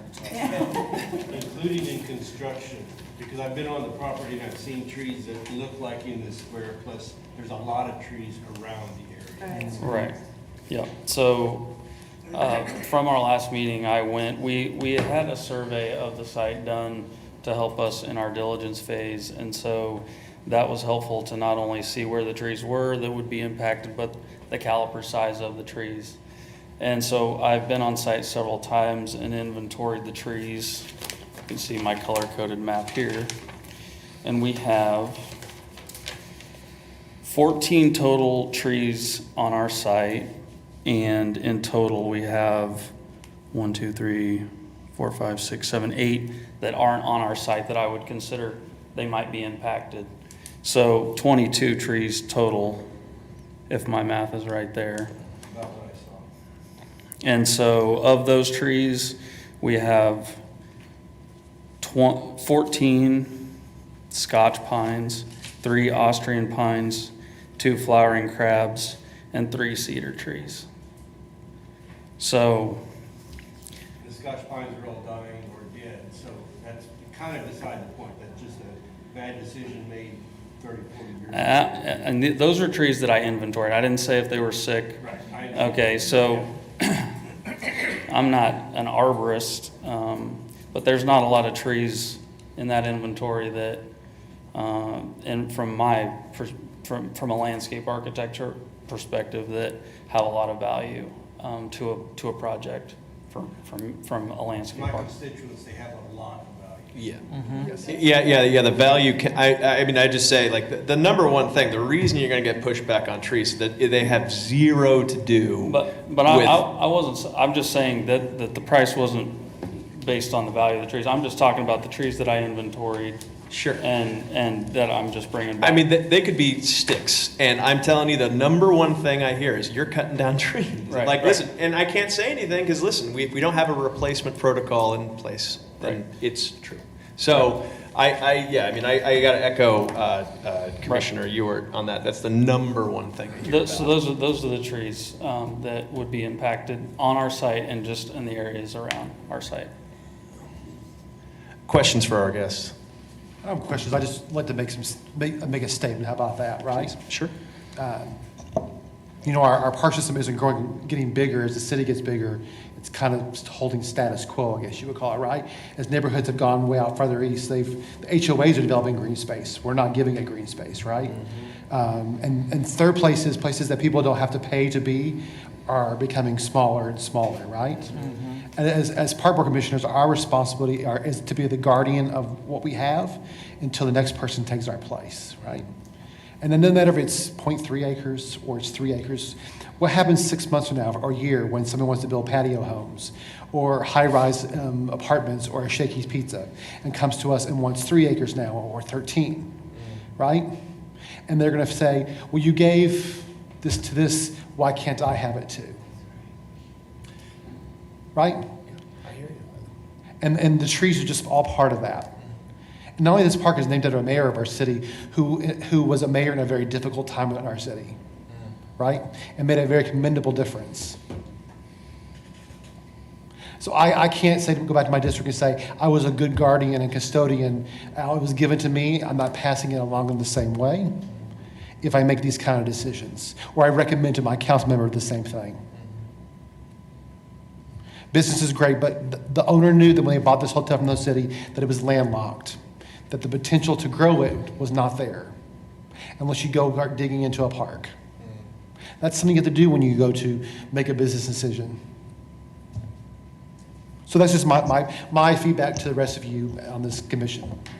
I've already gotten some emails, which I'm sure some of you have as well, Yeah. about just strong dislike for this. And I'm very, very visual, and so that, knowing that that didn't represent what it was, what the space was, I went ahead and got on the Facebook page so I could look up the picture to see what they're looking at.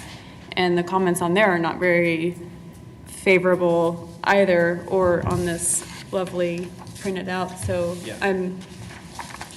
I'm kind of, I don't know. I mean, it's not, because we're not replacing, you know, we're just taking and taking and taking, and then we're gonna run And out that's of. how it happens. It never happens in a one fell swoop. It happens on the increments on the side. You eat a little bit here, you eat a little bit there, and a little bit there, and before you know it, you're in the center. Right. Yeah. I want to make certain that, I know there are other folks, and we're not quite done, but do you guys have anything else more that you'd like to present? I just want to give time for public comment on this as well. Is there anything else that you'd like to add? And we can come back to you too, as well. Are we good? Okay. I do have a question. Oh, sure. Sorry. Please go ahead. How did we determine the price of $15? So what we were requested by the city to do, well, actually, the city took it upon themselves. Maybe John can talk about this, but you want to talk about the fair market value? When this proposal was made, we took a look at comparable sales. We reached out to a local real estate broker, gentleman that has about 40 years of experience. He's bought and sold or brokered probably every building in downtown at least twice. Had him take a look. He developed a broker's opinion of value, and that's how we arrived at the $15. How many park properties did he sell or buy? If any have been sold, he may have been involved. And then I want to, maybe I didn't say it, but this is the city of Wichita parcel, and the park is located to the north. But So just to make sure I'm clear on this, this is a city of Wichita land. This is not Board of Park Commissioners land. There's some sort of statute that indicates that. That is correct. It is not Board of Park Commissioners property. And you're looking for some sort of recommendation or not a recommendation to move forward to council. Correct. Okay. Do we have any other questions for our guests? Or do you have comments? Please, go ahead. I will say that the difference between this exhibit and the exhibit that you have is that this exhibit represented the footprint of the actual building area that the project is expected to take or expected to use.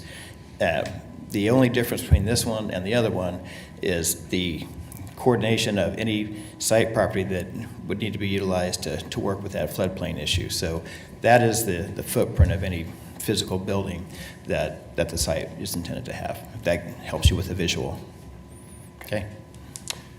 Any other questions for our guests here before I let them go? Okay, so I will just say for my piece of this to everybody from SPT and real estate that no matter where we come out of this today, I'm confident in our ability to come together on a plan that makes sense and that is accommodating of the needs and the requests of people. And I think there might be a way through this that we can answer a lot of these questions and make certain that at the end of the day, hopefully we can get even more parkland out of it. Listen, there are ways that we can do this. So I just wanted to make certain that nobody's on any kind of chopping block here. Let's just keep the conversation going because listen, there are a lot of people who say, hell no, I don't like this. There are a lot of people who say, hey, I want to see the Hyatt be successful. I happen to find myself in that category.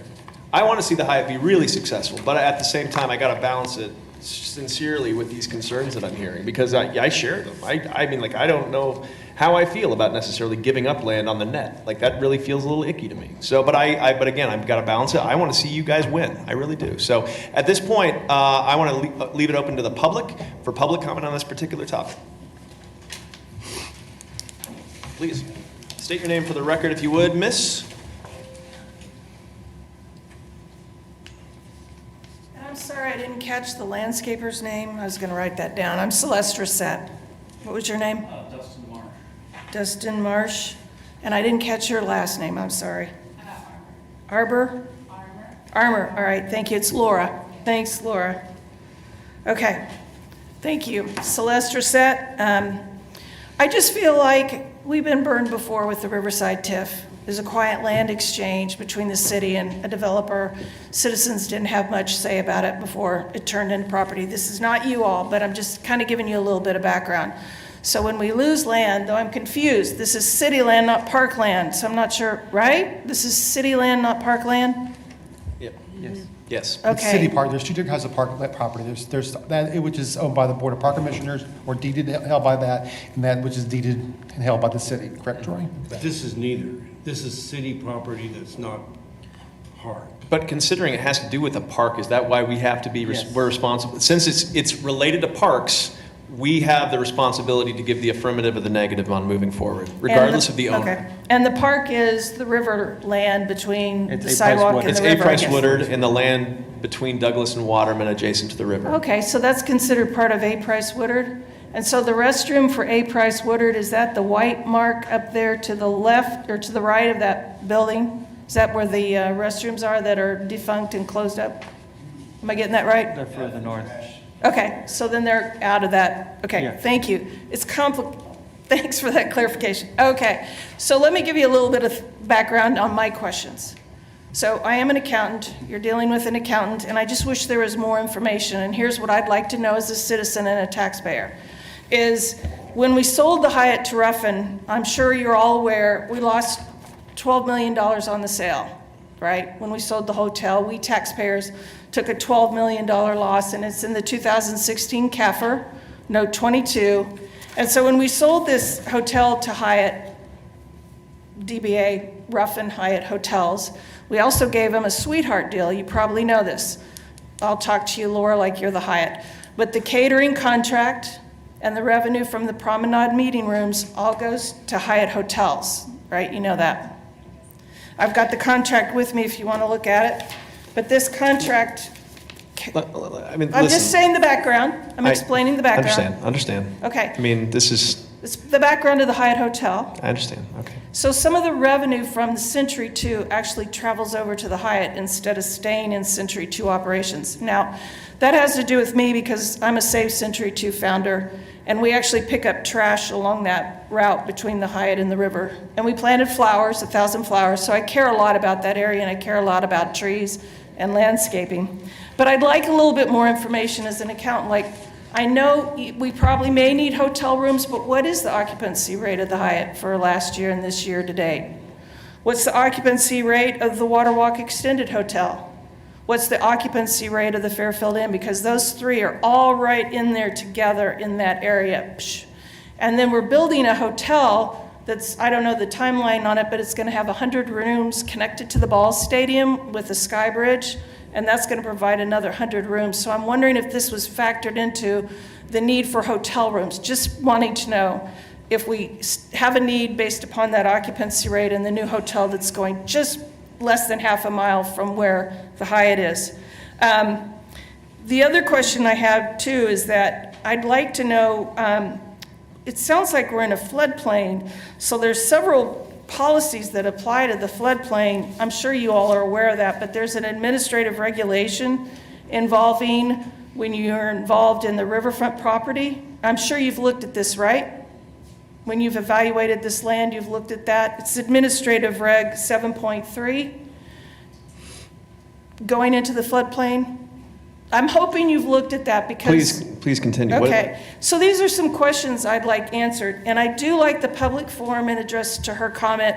The public forum is very helpful because unlike a survey, a public forum is out there for the public to see, so you can actually see. It's not hidden. Survey results can be hidden, but with the public forum, you can actually see what people are saying, and I really like that. There's a lot of questions people are asking about this that I'm trying to address. And I'm not saying no to this because I have a lot of respect for people who have worked at the Hyatt that are now with ASM Global. So I can see a need for perhaps more hotels, ballroom space. I've read the study that was done recently in December on exhibition, needing ballroom, 43-foot ceilings. I get it, but I really do want some more information so that the public can understand the need. Does that make sense? Okay, thanks, appreciate it. Okay. We have any questions? Okay, all right. Definitely appreciate, okay. So we do need to have, you're looking for a motion to approve of this plan moving forward? Is that what we're looking at right now? Please go ahead.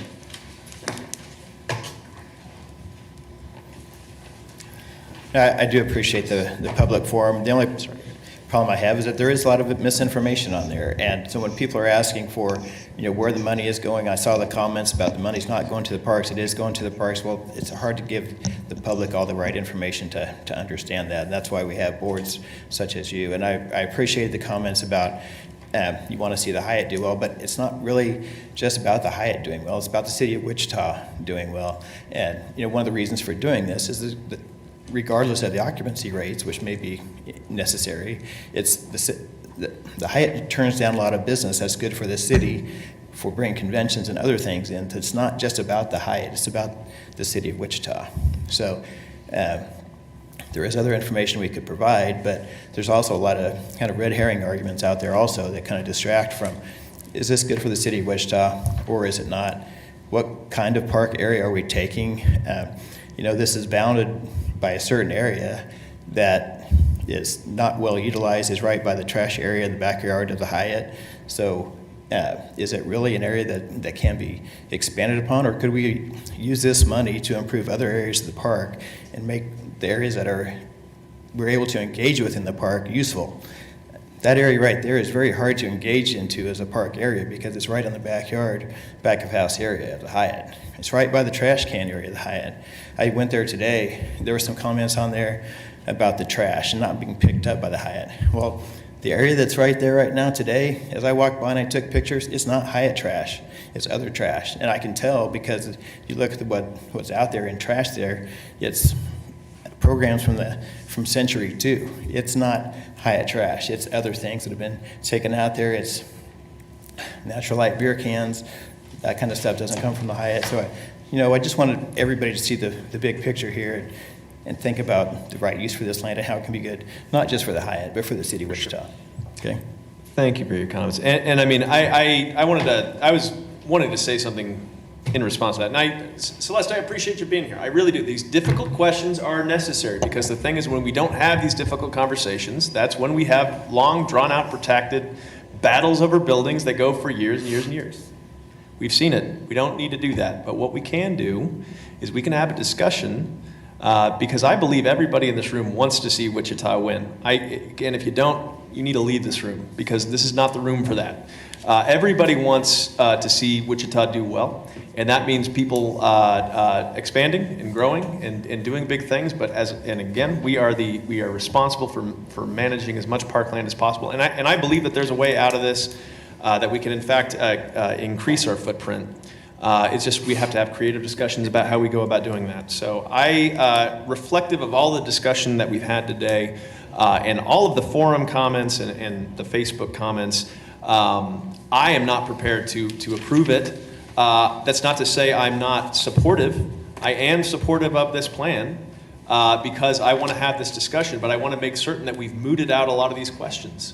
And I hate to keep kicking it. I don't want to keep kicking it, but frankly, there are questions that are not answered yet. And again, I want to see if there's something we can do about a larger, holistic plan for the area. Doing this piecemeal is only going to be causing more pain. In response to the Riverfront Legacy Master Plan, that will never happen. That is not going to happen. There's going to be another discussion, and we are going to lead it. And it's about centering public land and centering this space as a marquee place for Wichita. And Hyatt has to be a partner in that. They have to be. They're there.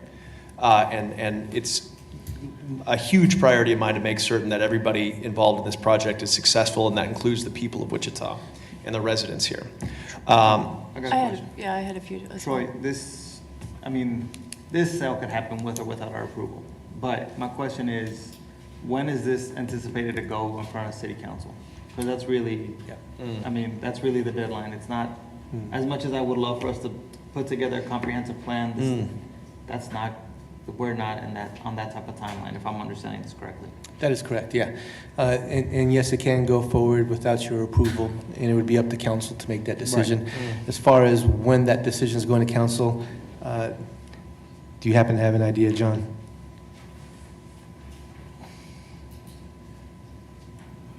Well, basically, from a contractual standpoint, we could go to council in 2 weeks. Okay. So we should have a vote on it then? At least give our recommendation to our council. Sure. Person we represent. So if somebody would like, I mean, this is District 1, so if you would like to make that motion. And one of the things. Yeah, we've got a Oh, few, yeah. yeah. Oh, sorry. Sorry, of course, yes. No, go ahead. So was there I think it was mentioned, but a lot was mentioned. Was there a dollar amount per square foot that the price breaks down to? Did someone say that earlier? $15, is that what you said? $15. Based on the appraisal. And that was the price of making us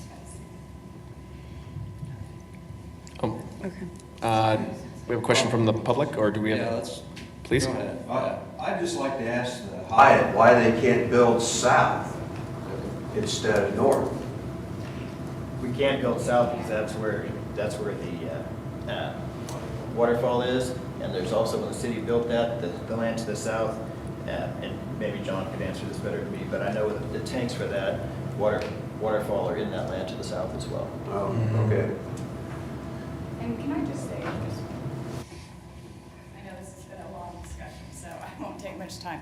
So Celeste, just kind of to recap a few of your questions. I obviously won't speak on any contractual things here today because that's not why we're here.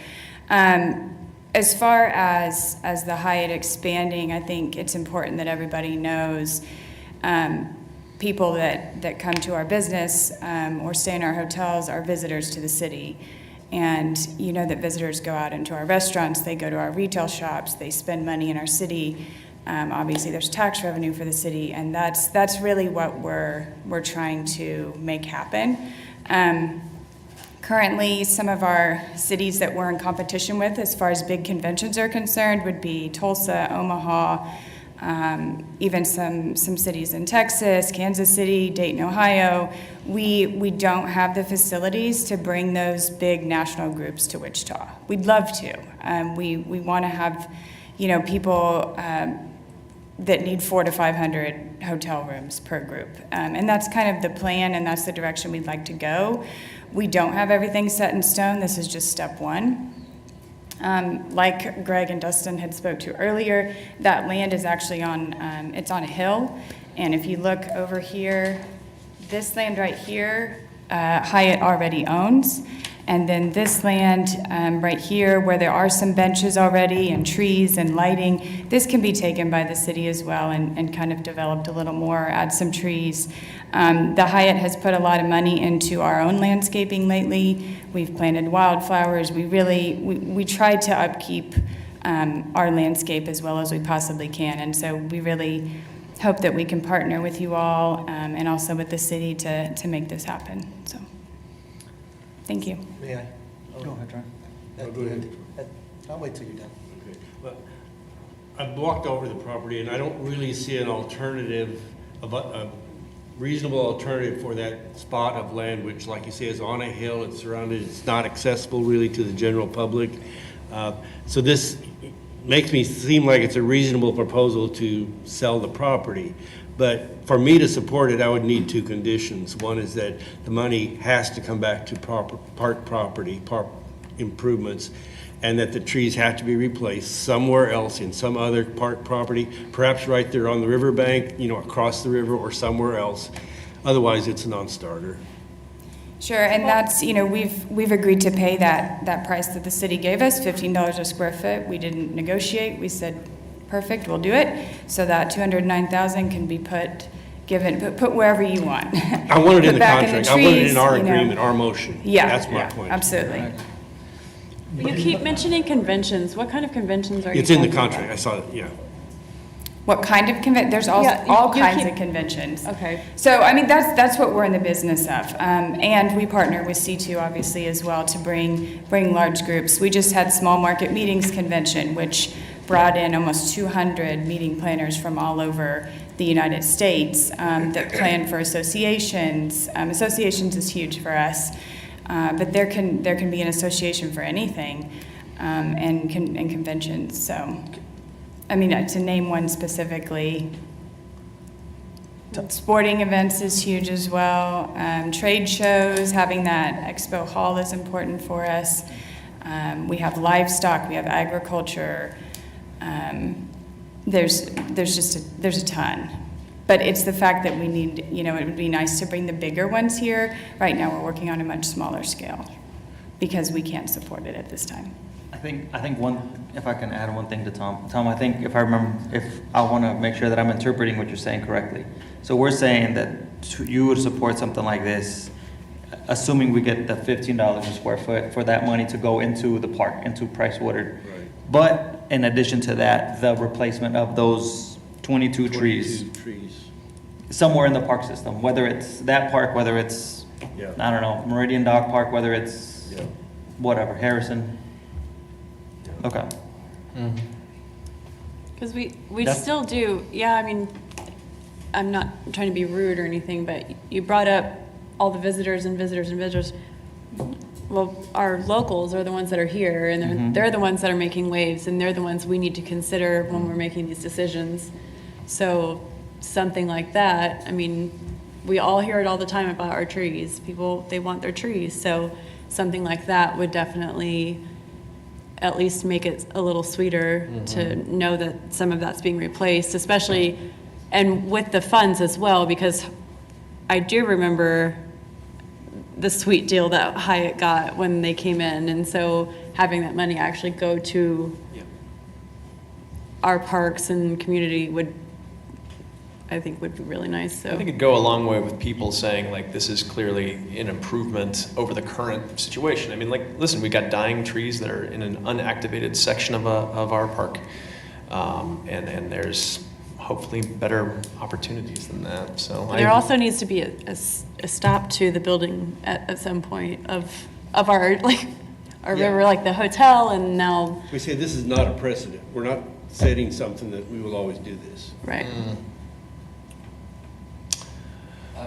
If I may, Please.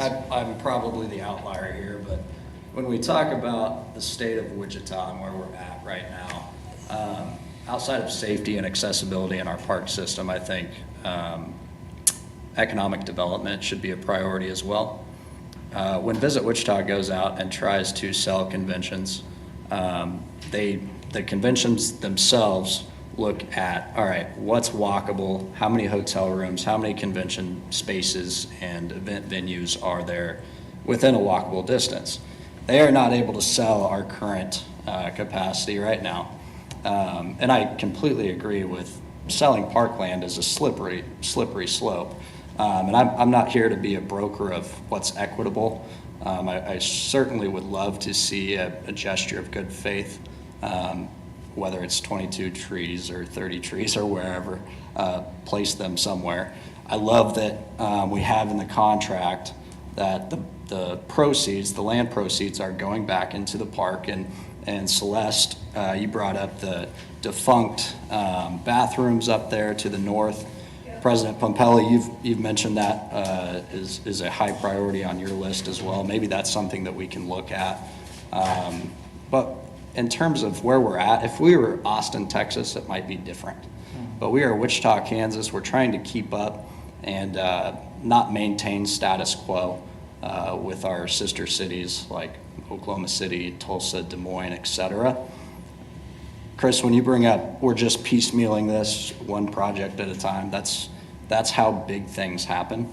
I like your big picture optimism, but it can't get built all in one night. Like, it's not going to happen tomorrow, so this might be step one of 30 over the next 30 years. So that's where I'm coming from.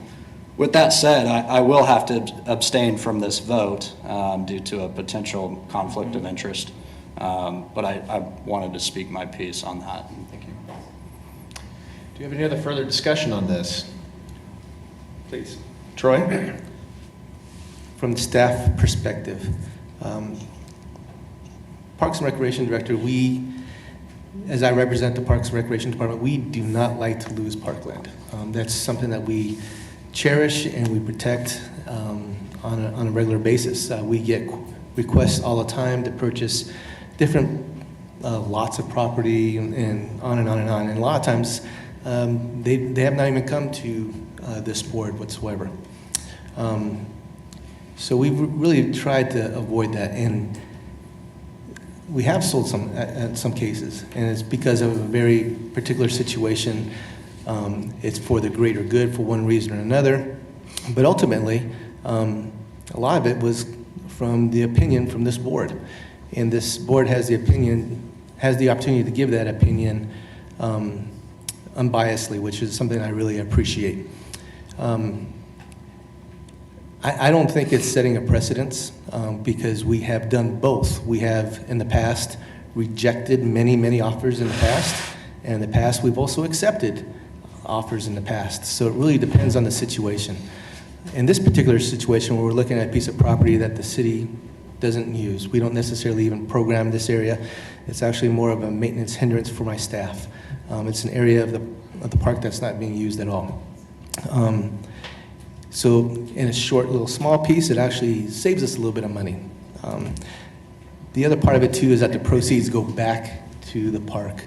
And I have difficulty always trying to find funds to make improvements. The small improvements that we have made have come from folks like Celeste that has went out there and fundraised on her own.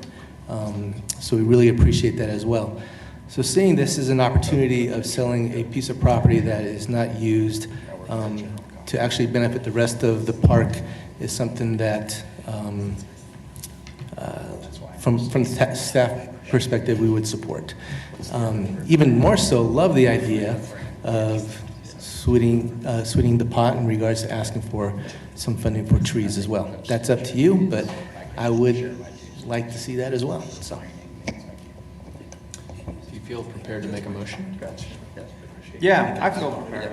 I think from our end, I think I echo Troy your sentiments. Like it's not exciting to sell off parkland, but I mean, it's behind a dumpster. Like I don't know how many families are sitting behind a dumpster. Now, with that being said, I mean, this is, I don't know, it's parkland on the river. In my mind, that's, I don't know where where our staff got the $15 a square foot. That seems like, that seems low for land on the river. In my opinion. Yeah, I'm not a commercial, I'm not a commercial real estate professional by any means, certainly, but if you're looking for a recommendation to, or what's the motion that we needed? It was a recommendation or a... I think you can make a motion in regards to additional requests in the motion or in the offer, if that's something you want. No, but I guess it's not an approval, right? It's advisory. It's an advisory motion. Yeah, I would suggest language to consent to or not to, and then consent to with conditions, if that's the approach. Yeah. Yeah, all right, I would consent to the proposed sale to the Hyatt at the price determined by the city staff, with the funding going directly back to A. Price Woodard Park and the replacement of all 22 trees that are going to be affected somewhere else in the City of Wichita park system. I would make a substitute motion to do all of that, except, could we have a discussion? I mean, like, I don't know if this is the appropriate time, actually. I mean, I would like to see a discussion on outdoor bathroom facilities provided by this. I mean, you opened that box for me in my brain, so I'm sorry. Like, this is my number one obsession, so I want to hear. I don't know if I can talk anymore. I think. Look, did you just perjure yourself or something? Man. I think that those I mean, I don't know who shut down those bathrooms, but if we're selling this land, like, I don't want to use it to enhance a toilet. Like, I would rather use it to enhance the story of A. Price Woodard. Yeah. I mean, I feel like they're two separate.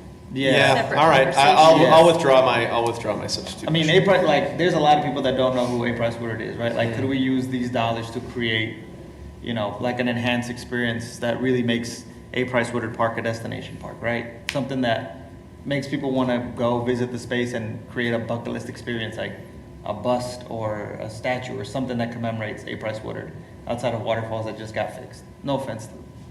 They're really pretty. I went there. They're beautiful. Yeah, I went there. But they were off for. It's you know what I'm saying? Yes. Focus. Yes, sorry. Anyway, yeah, so that's your motion. Do we have a second? I'll second. It's been motion's been made and seconded. Then I guess we can open the roll. All those in favor, please. Any comments? Or do we have any comments on the motion and the second? Thank you very much. I'm off today, guys. No, you're good.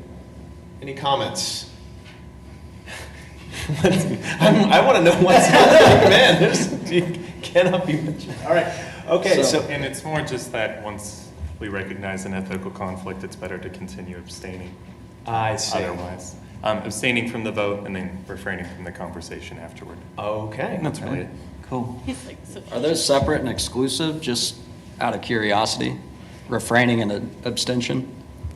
Those are two different actions that can occur, of course. Yeah. The city policy for conflicts that applies to board members refers to, if we can, abstaining and refraining from conversation or partaking in the conversation, especially after a conflict has been identified. Oh. Okay. Very smart. I hope you all know, like, I'm not in the business of trying to sell parkland, right? I mean, this is an opportunity, I think, to enhance A. Price Woodard, and I mean, I don't know how much we use that land already, but I think we can do some really cool things to create an amazing experience for that park in District 1. I'm interested in this discussion continuing. I think that, ultimately it's going to be up to the council. And again, I am interested in seeing Wichita win. And it's going to require difficult conversations. So we do have a motion and a second on the floor. So do we have any more discussion? Okay, seeing none, I will open up the roll. So all members in favor, please vote by saying aye. Aye. Aye. All those opposed, same sign. Nay. We have one nay.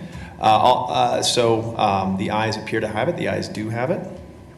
All right, then we can move on to our finance update. I apologize. I gotta get to a 5:30 meeting. Okay. Did we want to? I mean, are we? Who's up? We're kind of running a little late. Penny. Hey, 4 yeas, 1 nay, and 1 abstention. Hey, thank you very much. Yeah. Thank you very much. I think I've heard of this one. Okay, so we are coming up on a finance update. Does anybody want to take 5 minutes? Are we good? We keep rolling through? Let's just roll through. You need 5? Yes, please. Keith, this guy? What's that? The finance report is pretty important. Okay. It was less than, well, the golf update would be nice, but. Well, just to go, there's getting the update right now without. Oh, man. So I would suggest you go to the finance report and. Yeah, I mean, I'm sorry to make everybody prep for not hearing stuff, but I hate to go past 5 o'clock. So, Brandon. Yeah, we're good for you. So, okay. Katie, I swear we're gonna get you coming back for social media. Did you get a TikTok? Do we have a TikTok now? Park talk. Yes, we need that. Thank you, Penny. All right, I'll make this quick. All right. We got 5 minutes. Right. Okay, so revenues are looking good. 5 minutes. The revenues are looking good. This is for all year up through September. Recreation is looking strong. Our park maintenance and forestry, those types of revenues are coming in. They're looking good overall. Looking at about 91% of to the budget. So what we had budgeted at the beginning of the year. We're also making about $492,000 more than what we did this time last year. That being said, we're also spending more money than what we did this time last year, about 1.6. We are looking at about 73% to the budget. This is the revised budget. This is the budget that was revised back in August. Looking good. I do have some concerns with park maintenance and forestry. The overall budget looks strong. We have about $950,000 left to spend for the rest of the year. However, we may need to go to council and move some of those pots of money around because most of that budget savings is going to be in personal services. and we're going to be looking at overspending in contractuals and commodities. So you may see us go to council for park and maintenance and forestry, not to increase the overall budget, but to move some of the pots around. And that's pretty typical in November, December timeframe. So we're also looking at cost recovery. This was a big issue in today's meeting. Number one, I have to apologize to athletics and to you. My spreadsheets grabbed the wrong information on my athletics, and last month I said that they had a cost recovery of about 26%. My numbers were grabbing other sections of other pages, and they're actually recovering about 95%. So they're doing a lot better job than what I had reported to last month. And I have apologized to them. But everything does look good. Shelter rentals continue to do well. This is without the inflatables. We have not implemented that yet. We're still looking for a provider, or we haven't had any takers on that yet. Oh, boy. Summer camps did well, and I think Reggie's going to be talking about that, and with our pools and everything. Looking at golf, budgets are looking great. Again, we're made over $500,000 more than what we did this time last year in golf. Jesse, I'm sure, will go more into some more of the granular detail about the rounds and where all this is breaking down, but we're doing pretty good with golf, with the revenue side. Again, we're looking great on the expenditure side with golf. We will be going to council next week to increase the golf budget. Most of that is going, about $300,000 of the increase is going to be going to helping us with our contractuals and commodities. We had a couple of irrigation projects towards the beginning of the year. And that would really aid up part of that commodities and contractuals budget for Auburn Hills and some of those other golf courses. But if you look, we have unencumbered cash of about $2.2 million. So we have money in the reserves. We have money to spend. I know Jesse was also, we're looking at, I think, a total of 1.1 million, I think, to go to council next week to increase the budget. Some of that is to get us through, and some of that's going to be for actual improvements in the clubhouses and some actual reinvesting in the properties. That's great stuff. So, and we have the unencumbered. When you look at fund balances, having a big fund balance is great. However, those are things we could be doing. That's money that we could be using to reinvest. And so it's time to reinvest. We have a plan now. So I think we're all pretty positive on how we're doing with golf. Cost recovery for golf looks really strong, and like everybody's doing well. So with that, take any questions. Questions for staff? Yeah, we're doing awesome. And again, if you guys have if you want to see anything else, any other information that you want for these monthly meetings, for these monthly presentations, let me know. More of those ridiculously large percentages. More of that. Right. Just if you can produce that every month, just. I will not doctor numbers, but I can give you nice graphs. Only on inflatables. That's right. Just salt the wound that nobody wants my inflatables. Man, that's so sad. Anyway, where are we at? So a couple things. Having great cost recovery is fantastic, but we have to have that right balance. For enterprise, it's really important, but we also need to make sure that we're providing the right price point as well. So just because you have high rate of return, you might be missing the mark on what we're actually providing the public. So just want to make sure you guys understand that. So, well, I mean, we've had revenue enhancements in our golf system, right? So I mean, we're still seeing significant overage. Correct? I mean, would you say that's correct? But in there, So, I mean, are you suggesting that there might be more areas of adjustment? So we're going to be going back and asking for rate increases once we get the golf committee all together. There's money left on the table. But my point is, in philosophy, the greater the rate of return isn't always best, is what I'm trying to say. Because we might be overcharging. We might be missing the mark. So we have to really be careful and think about a balanced approach, even in our enterprise fund. So just wanted to make sure you understood that. Okay, so, I mean, we are here, and I, again, hate to cut everybody else off, but I mean, is there anything else that's germane that we want to bring up before we call the end here?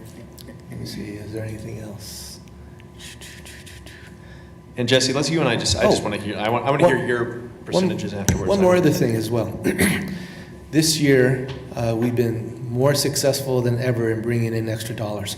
So, in regards to donations, grants, we got $1 million grant that Reggie was working on, and that's helping all the recreation centers replenish a lot of their supplies and help pay for some of our training and much other things as well. It's paying for our connectivity at our rec centers, just things that we never had the opportunity to do. If you recall, the Park Foundation has donated $100,000 to Chester I. Lewis, as well as, I think it was $60,000 to the Swanson Bridge. We're going to council tomorrow and accepting another $40,000 from the state for a fishing pier over at O.J. Watson, amongst other things. So this year, altogether, I don't know what that is, but Brandon, if you could bring that next month, that would be great. But off the hip, I mean, we're talking probably $1.6, $1.7 million that people are giving us money, which is fantastic. So Where's that money coming from in the state exactly? What mechanism? Is it like the CARES Act or Spark? Reggie, I think he gave you guys a presentation 3, 4, 5 months ago. But, sorry, Reggie. But if I do recall, it was part of the CARES Act money that came to the state. So that's super cool. So just wanted to share with you that we're working really hard on a lot of other things other than just trying to make profit, trying to find funds in other ways as well. So. Okay. And the last thing I wanted to share, Chester I. Lewis, October 28th at 3:30 is our ribbon cutting, and would love to see each and every one of you there. This is going to be 3 years worth of work at getting Chester I. Lewis redone, and it's a big thing. It's a big, important thing. So hopefully, what day of the week is that? Troy? It's a Friday at Okay. 3:30. Great. Okay. Do we have any other comments for the good of the body here? Anybody have any positive stories? No. Okay. Well, wait. we do have positive stories. Reggie, what's up? I just want to point out that the last one you guys requested the attendance numbers for the aquatics and the revenue. Yeah. Oh, yes. What's the? Give us a quick and dirty on the aquatics numbers as you see them. Just the attendance numbers. What should we look at while we look at these numbers?